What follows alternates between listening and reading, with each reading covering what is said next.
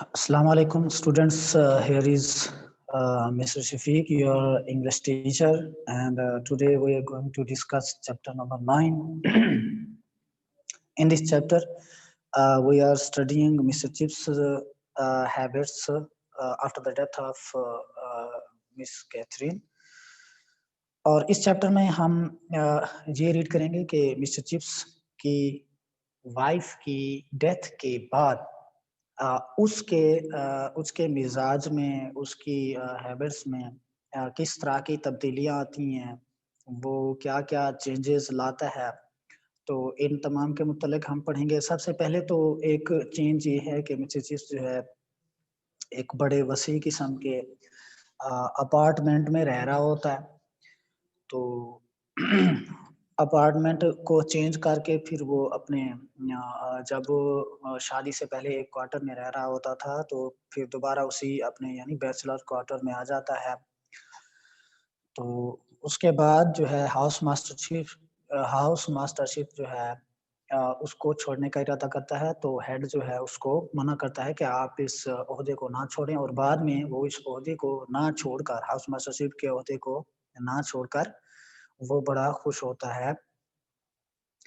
फिर उसके बाद जो है उसकी उम्र, इसमें एज जो है वो डिस्कस की गई है कि उसकी एज 50 है। तो 50 की एज में उसमें ये तब्दीलियाँ आई हैं कि उसकी वो सीनियर हो गया है, एक अच्छे ओहदे पर फ़ाइज़ है।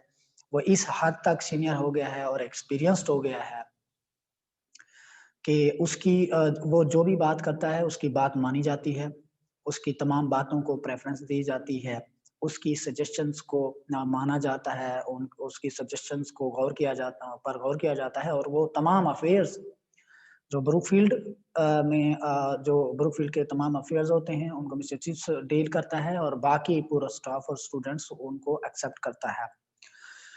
उसके बाद एक बात ये है, फिर उसके बाद जो है कुछ एक और बात है कि इसमें एक दफ़ा मिस्टर चिप्स जो है एक सेंचुरी बनाता है, बड़ी एक्टिव काइंड ऑफ सेंचुरी होती है, तो उस पर एक नेलर स्टूडेंट प्रोफाइल का, तो वो कमेंट करता है कि इस उम्र में इतने रन्स बनाना कोई मामूली बात नहीं है।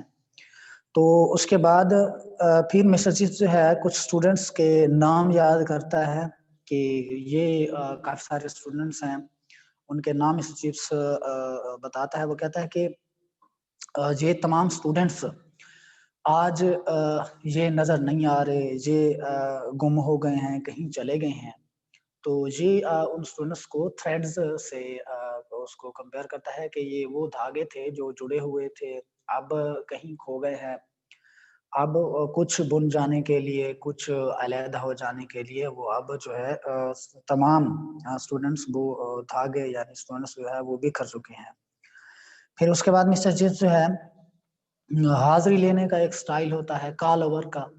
तो कॉल ओवर का जो स्टाइल होता है मिस्टर चिप्स का, उस स्टाइल को मिमिक्री के तौर पर, पैरोडी करते थे स्टूडेंट्स, नकल करते थे मिस्टर चिप्स की, जिस तरह से वो स्टूडेंट्स की हाज़िरी लेता था। कॉल ओवर के दौरान जो भी उसका स्टाइल था, तो गोल जो है शीशों वाली ऐनक पहनता था, तो उसकी जो फ्रेम थी वो भी स्टील की बनी हुई थी। तो वो पहने हुए वो कॉल ओवर के दौरान वो ग्लासेस पहनता था। तो वो ग्लासेस जो है फिसल कर यहाँ नाक पर यहाँ तक आ जाते, तो बच्चे जो है पूरे स्कूल में फिर वो नकल उतारते मिस्टर चिप्स की, जब वो कॉल ओवर के लिए अपना स्टाइल अपनाता। उसके बाद है हमारे पास कि मिस्टर चिप्स कैथरीन की चंद बातों को याद करता है, और मिस्टर चिप्स फिर इसमें एक और बात है, बोर बार के मुतालिक बताया गया है, और बोर बार शुरू होती है 1890 9 टू 1902 तक ये एंड हो जाती है। तो उसके बाद है फिर ज़िक्र आता है कैरेक्टेकस का। तो ये एक बरतानवी सरदार होता है पहले वक़्तों में। उसके बाद जो है लॉर्ड जॉर्ज के मुतल्लिक़ बात होती है। तो लियार्ड जॉर्ज जो है मेहमान ख़ुसूसी एक तकरीब मुनक़्क़िद होती है ब्रुकफील्ड में, स्पीच डे होता है, तो स्पीच डे पे जो है उसको लियार्ड जॉर्ज को मेहमान ख़ुसूसी बुलाया जाता है। लियार्ड जॉर्ज 1909 में वज़ीर ख़ज़ाना होता है बरतानवी गवर्नमेंट का, तो उसके बाद जो है 1916 में ये प्राइम मिनिस्टर बन जाता है। तो उसको मेहमान ख़ुसूसी के तौर पर बुलाया जाता है, जो स्कूल का हेड होता है, तो वो बड़ा हैरान होता है, ये देखकर कि लियार्ड जॉर्ज जो है बाकी स्टाफ में से किसी भी टीचर से वो किसी मास्टर से वो बात नहीं करता और सबसे ज़्यादा बातें जो है वो मिस्टर चिप्स के साथ करता है और आखिर में जाते हुए कहता है कि हमें जो है मिस्टर चिप्स जैसा होना चाहिए।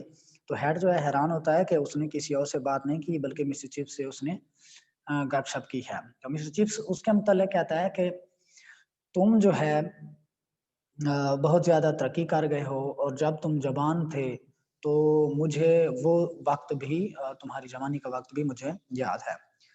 तो स्टूडेंट्स सॉरी स्टूडेंट्स ये गला ख़राब है, तो उसकी वजह से इसमें स्टूडेंट्स हम अब इसकी रीडिंग करते हैं, तो रीडिंग के दौरान कुछ सिनोनिम्स मैं आपको लिखवाता होता हूँ, वो आपने राइट करना है, राइट कर लेने हैं, वो लिख लेने हैं, ठीक तरह से उनको समझना है और अब हम लेसन की रीडिंग करते हैं। तो इसमें से काफ़ी वाज़ेह तौर पे आपको तमाम बातें समझ आ जाएँगी। Chips changed his more commodious apartment in schoolhouse for his old original bachelor quarter. Chips ने अपना जो वसी अपार्टमेंट था जिसमें अपार्टमेंट कहते हैं क्वार्टर को, कमोडियस कहते हैं वसी को। इन स्कूल हाउस में जो उसका वसी अपार्टमेंट था, उसने अपने पुराने बैचलर क्वार्टर से बदल लिया था। यानी कुँवारे दौर के जो दौर में जो वो जिस क्वार्टर में रहता था, तो उससे अपना उसने वो क्वार्टर जो है बदल लिया। कमोडियस कहते हैं स्पेशियस को, ये सिनोनिम्स जो है ये आप लोगों ने राइट करने हैं। Commodious means spacious.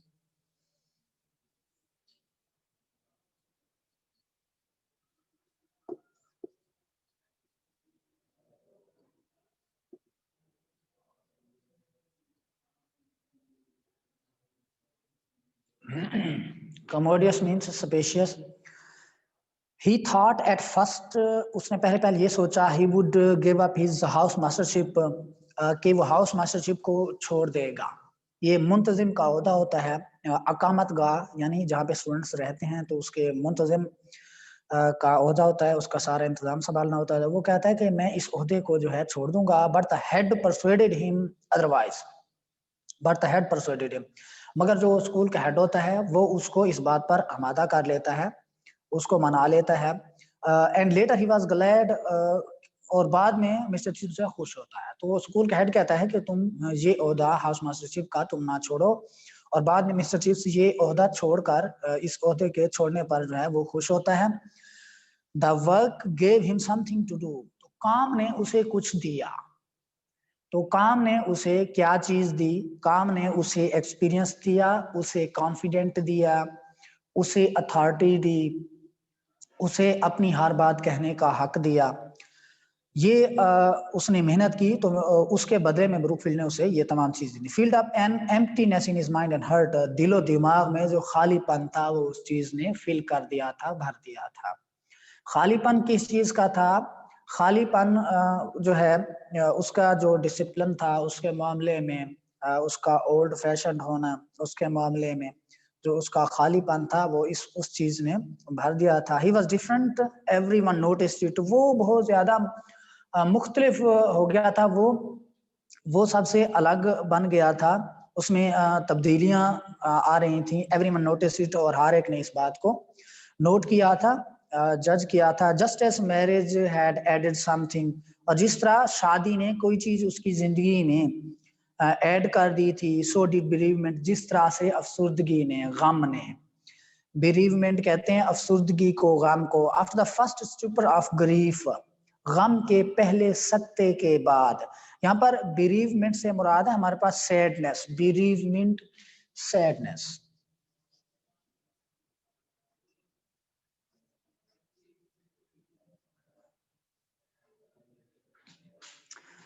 बेरीवमेंट यहाँ पर हम लिखेंगे सैडनेस। स्टूपर कहते हैं गम, सख्ते को। Stupor of grief, he becomes suddenly the kind of man whom boys at any rate unhesitatingly classed as old। गम के पहले सख्ते के बाद अचानक वो इस किस्म का शख्स बन गया था कि बच्चे जो है बगैर हिचकिचाए उसको बूढ़ा शुमार करने लगे थे, उसको बूढ़ा कहने लगे थे।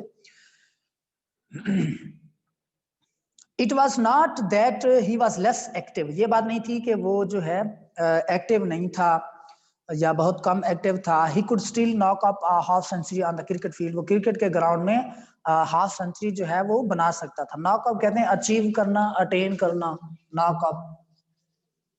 नॉक अप मीन्स अचीव या अटेन करना भी लिख सकते हैं, और गेट भी इसको लिख सकते हैं।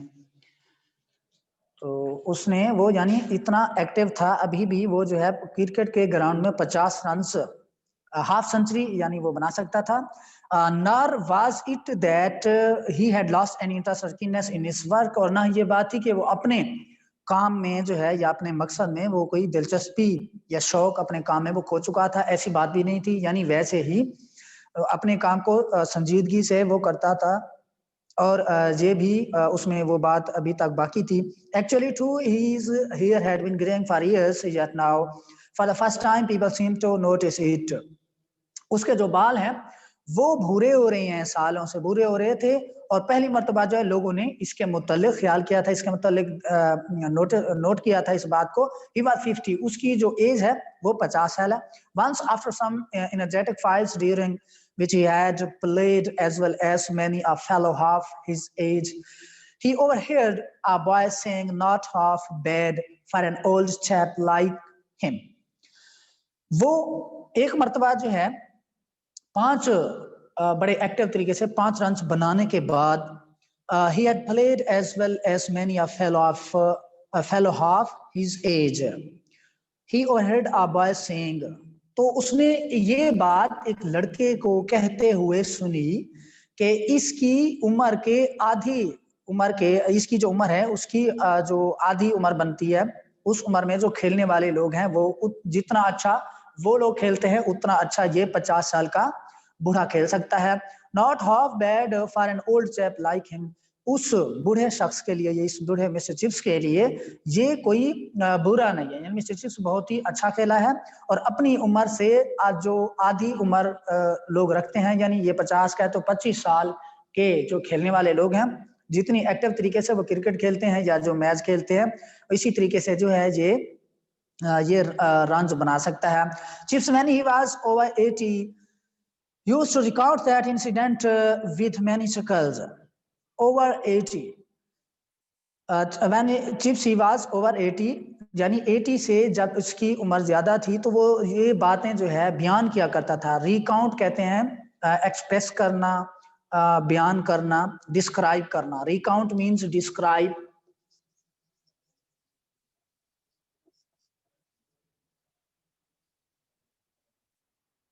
वो ये बातें डिस्क्राइब किया करता था। दैट इंसिडेंट, इस वाकये को, विद मैनी चकल्स, दबी दबी हंसी के साथ। यहाँ पे चकल्स से मुराद है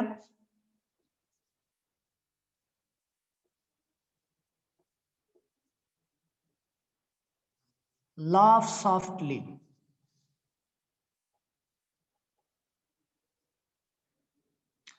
laugh softly। old at 50, 50 साल की उम्र में बूढ़ा होना, ये एक अजीब सी बात लग रही है। इट वॉज नेलर, ये नेलर ही था, हु सेड, जिसने कहा था ये बात, जिसने ये बात कही थी। And Naylor can not be far short of 50 himself by now. अब जो है नेलर भी तो 50 साल से उसकी उम्र कम नहीं होगी। आई वंडर, मैं सोचता हूँ, if he still thinks that 50 such an age, कि 50 साल की ये उम्र और इस उम्र में जो है बूढ़ा होना। Last I heard of him, और आखिरी मर्तबा मैंने उसके मुतालिक सुना था, ही वाज लॉयरिंग, के वो वकालत कर रहे हैं। एंड यानी नेलर के मतलब उसने सुना था मिस्टर चिप्स ने कि वो वकालत कर रहे हैं। एंड लॉयर्स लिव लॉन्ग, और जो वकील होते हैं और वो लंबी जिंदगी जीते हैं, उनकी उम्र लंबी होती है। लुक एट हेल्सबरी को देख लो। अब ये मिसाल दे रहा है मिस्टर चिप्स जो है। चांसलर एट 82, यानी 82 82 साल की उम्र में वो चांसलर बनता है।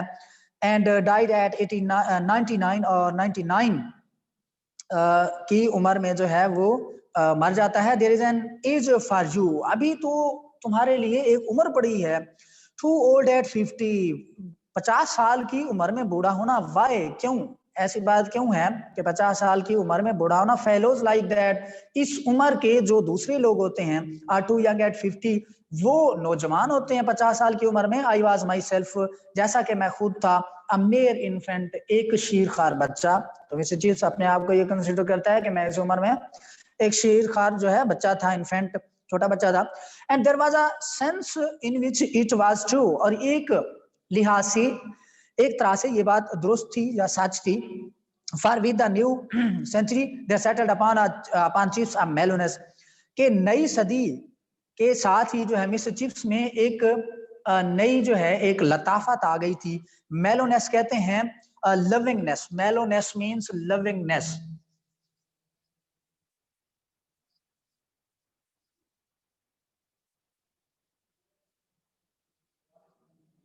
मेलोनेस, उसमें एक हालात है that gathered all is developing mannerism, जो उसके तमाम तरक्की पाते हुए अतवार को जिसने हम आहंगी में परो दिया था। And he is often repeated jokes into a single harmony, और उसके जो तरक्की पाते हुए अतवार थे, मेलोनेस दैट गैदर्ड, इस हलावत ने या इस शीरीनी ने गैदर्ड इकट्ठा कर दिया था, ऑल इज डेवलपिंग मैनरिज्म, उसके तमाम तरक्की पाते हुए अतवार को। And is often repeated jokes, और उसके अक्सर रिपीट किए जाने वाले या दोहराए जाने वाले जो मजाक होते थे, इनटू अ सिंगल हार्मनी, एक वाहिद हम आंगी में उसने परो दिया था। उस हलावत ने, उस मिठास ने, उस अफेक्शन ने या लविंगनेस ने इन तमाम चीजों को एक हमांगी में परो दिया था। यानी काफी अक्सर जो है उसके जोक्स जो है वो रिपीट किए जाते थे। No longer did he have those slight and occasional disciplinary troubles. No longer he have those slight and occasional. और फिर उसके बाद में कभी कभार जो है जो मुश्किलात पेश आती थी नज्म ज़ब्त के मुतालिक, वो भी नहीं आती थी। Or feel diffident about his own work और वर्थ, और ये बात भी नहीं थी कि वो बेएतमाद महसूस करता अपने काम के हवाले से और अपने स्टेटस के हवाले से।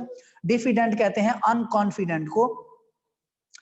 he found that his pride in Brookfield reflected back, वो उसे ये मालूम हुआ कि उसका जो फखर था वो उसका जो अक्स है वो पलट कर आया है। इस ब्रूकफील्ड ने उसका अक्स मुझे दिया है।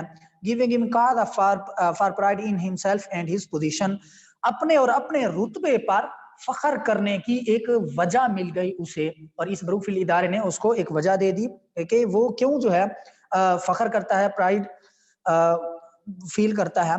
इट वाज अ सर्विस, ये वो इस जॉब थी that gave him freedom to be supremely and completely himself, और ये वो कहता है ये वो जॉब थी जिसने आला तौर पर और मुकम्मल तौर पर उसने ये अपने आप को मनवाने का एक हक दिया था। ये वो इस तरह की वो कहता है ये एक जॉब है।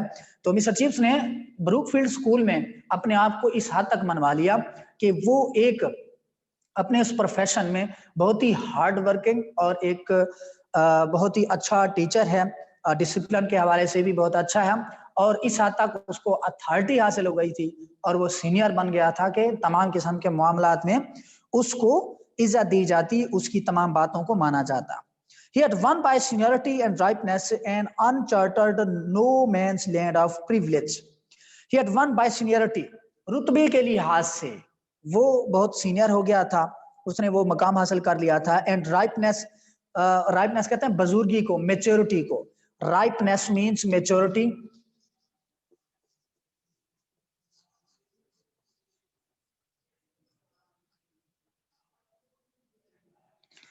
यानी वो सीनियर बन गया था और बुजुर्गी उसकी उम्र भी हो गई थी, मेच्योर हो गया था इस हद तक। अब राइपनेस से मुराद है मेच्योरिटी। मेच्योरिटी मींस वो अपने हर काम में बहुत ज्यादा मेच्योर था, बहुत ज्यादा एक्सपीरियंस हो गया था। An uncharted no man's land of privilege, और एक अनजाना मकाम हासिल कर लिया था जो इंसानी रसाई से बहुत दूर था। नो मैंस लैंड, इंसानी रसाई से या इंसानी पहुंच से बहुत दूर था।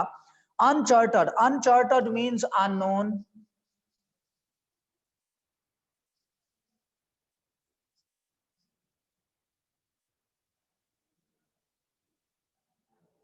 एक अनजाना मकाम उसे हासिल हो गया था। प्रिविलेज कहते हैं ऑनर को, privilege means honour.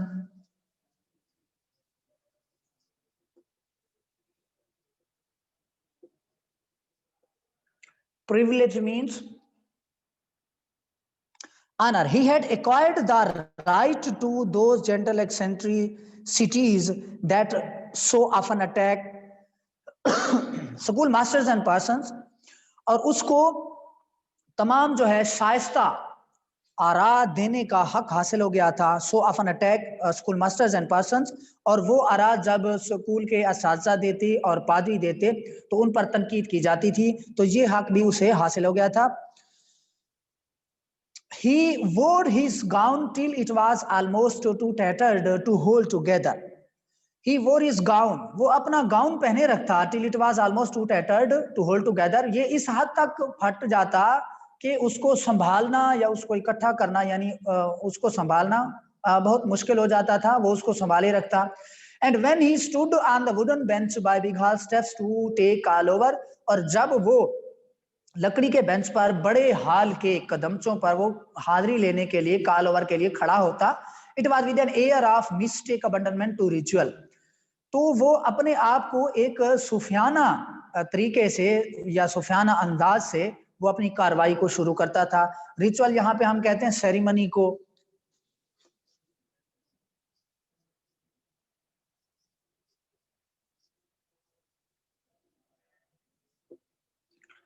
Ritual means ceremony. He held the school list a long sheet curling over a board. तो उसके पास एक लंबी एक शीट होती थी जो मुड़ी हुई होती थी। कर्लिंग कहते हैं बेंडिंग को या फोल्डिंग को। कर्लिंग मीन्स बेंडिंग, या फोल्डिंग भी लिख सकते हैं उसको। एक उसके पास लिस्ट होती थी जो मुड़ी हुई होती थी, और जो है एक एंड ईच बॉय, और एक कर्लिंग ओवर बोर्ड यानी एक तख्ते पर एक वो शीट पड़ी होती थी जिस पर बच्चों के नाम लिखे होते थे। And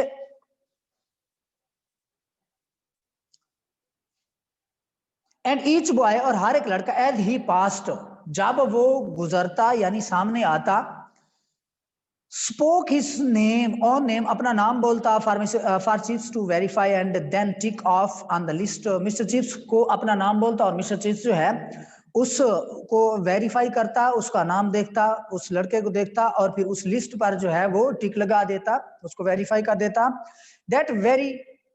That verifying glance was an easy and favorite subject of mimicry throughout the school.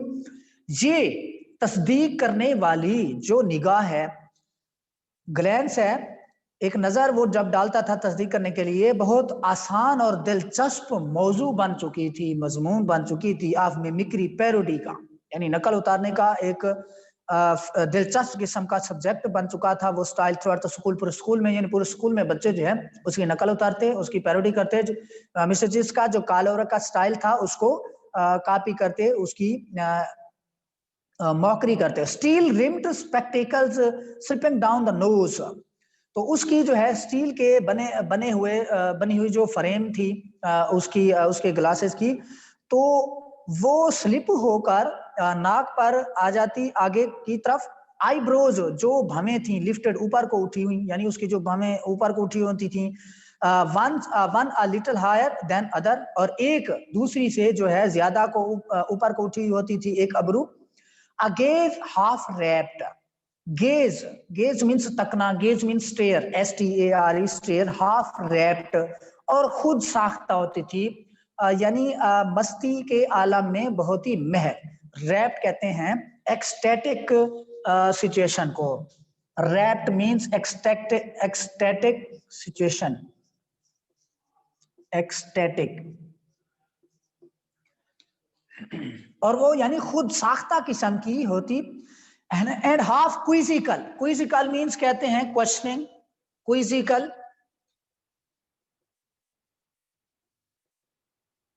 क्विजिकल questioning,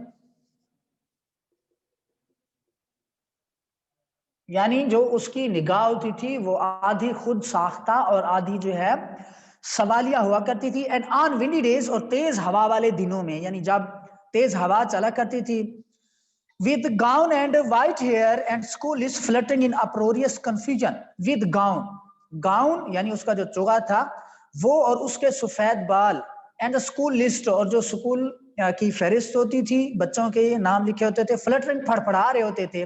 Flutter कहते हैं फ्लैप को, Flutter means flap.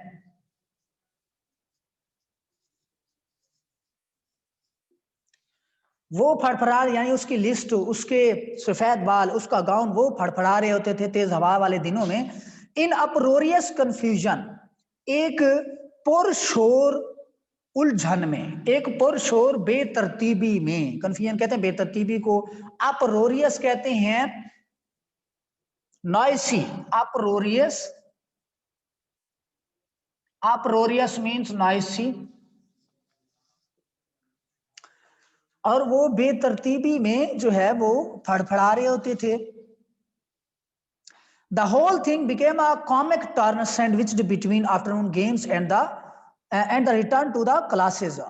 And the whole thing, और फिर ये तमाम चीजें, या ये बात जो है became a comic turn, एक लुत्फ भरी धुन में ये बदल गई थी। सैंडविच्ड, ये दब गई थी ये बात, बिटवीन आफ्टरनून गेम्स, सपहर को खेली जाने वाली खेलों के दरमियान में, and return to the classes, और क्लासों में स्टूडेंट्स के जो वापस आने का शोर था, उसमें ये बात कहीं दब जाती, ये चीज कहीं गुम हो जाती।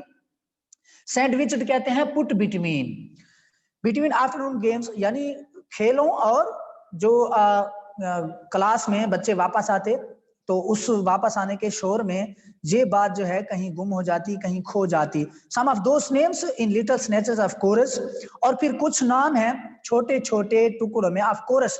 कोरस के, कोरस कहते हैं एक ग्रुप होता है जिसमें जो है मिलकर लोग एक सॉन्ग गाते हैं, एक म्यूजिकल ग्रुप होता है। स्नैचेस कहते हैं पीसेस को, snatches means pieces. Recurred, recurred कहते हैं come again, recurred come again.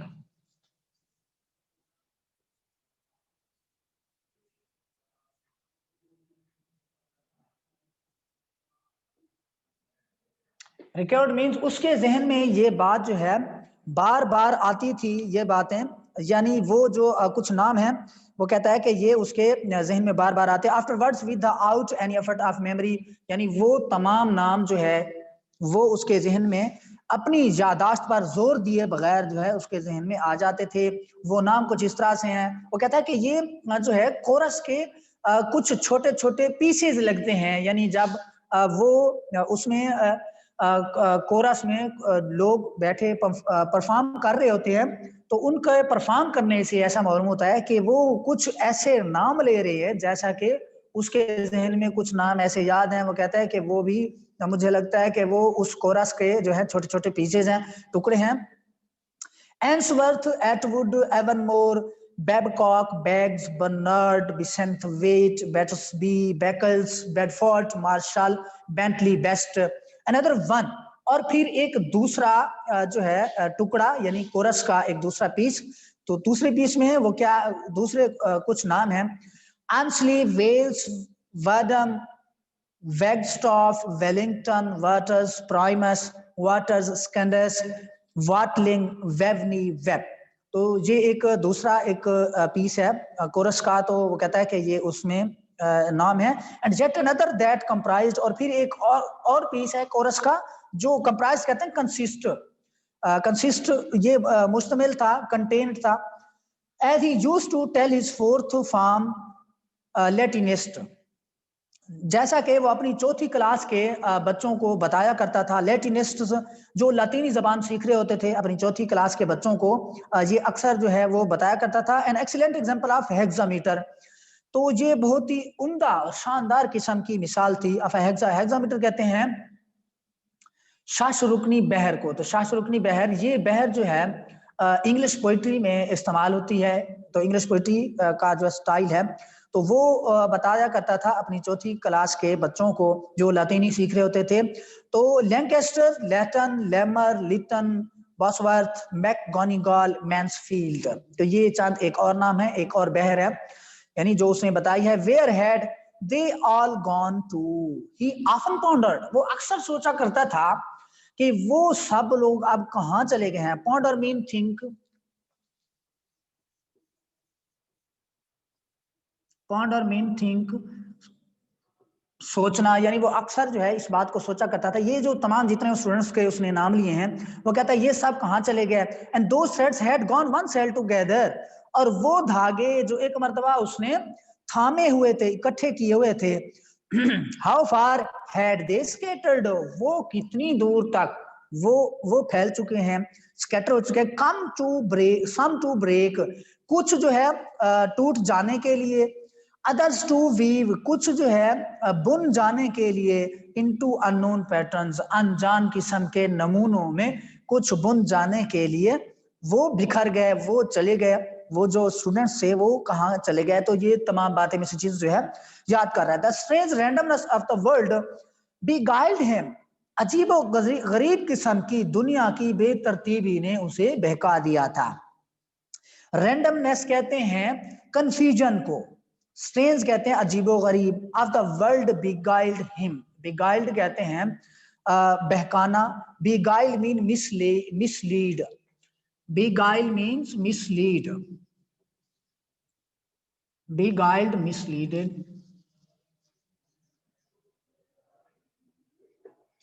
तो उस दुनिया की बेतरतीबी ने उसे बहका दिया था, उसे उलझन में डाल दिया था। दैट रैंडमनेस, ये बेतरतीबी, which never would so long as the world lasted, जब तक ये दुनिया रहेगी। ये जो रैंडमनेस है वो कहता है giving meaning to those courses again, उन कोरस को या उन धुनों को वो दोबारा कभी मीनिंग नहीं देगी।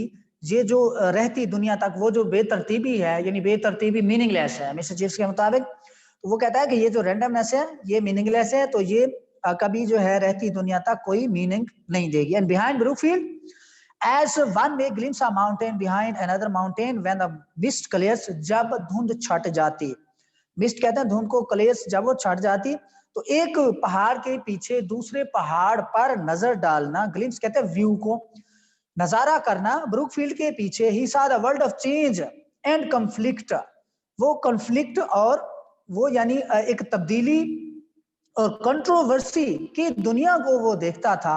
एंड ही सा मोर देन ही रियलाइज्ड, वो देखने से ज्यादा वो महसूस किया करता था इस बात को, with the remembered eyes of Katherine, और वो उस बात को याद करता था कि जब कैथरीन इस मंजर को देखती थी तो वो जो है उसकी वो कहता कि वो उसको देखने से ज्यादा महसूस कर रहा है कि वो कैथरीन को याद करता है कि अगर कैथरीन होती वो इस मंजर को देखती तो वो मैं फिर साथ में होता, तो कैथरीन को का इस मंजर को देखना मैं कैसे फील करता। तो आप वो उस बात को याद कर रहे हैं।